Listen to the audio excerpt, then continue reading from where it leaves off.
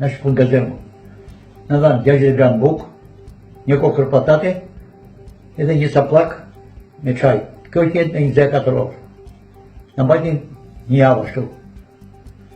Pastaj në ndorën në fotografi. Nga Auron Tare.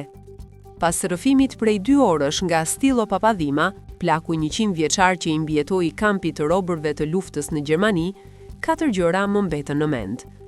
Pasi i mbjetoi tmerreve të kampit, uris, sëmungeve dhe punës raskapitëse si rob lufte, Stilo, i veshur me rrobat e ushtrisë amerikane, u nis për në shtëpi.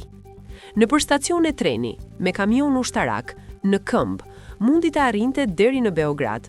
Atje, për disa ditë, u ushqye nga serbët falas, duke pasur statusin e një të mbjetuar i lufte. Sa po hyri në kufirin shqiptar, rojet e kufirit u përpoqën t'i merrnin rrobat e reja nga trupi. Në kamp, ndihmuam disa çifutër, tha Stilo.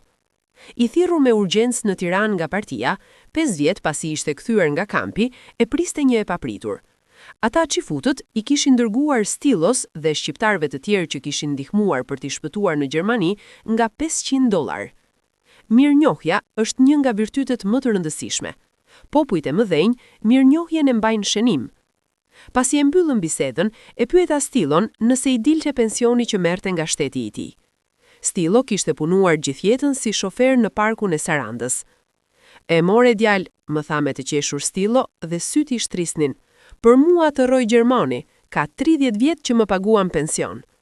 Stilo është 101 vjeç, i uroj jetë të gjatë, por kur Gjastilo të largohet nga kjo botë, bashkë me të do të iki edhe shqypja e mrekullueshme që fliste, e folura e bregut, plot melodi dhe e papërsëritshme.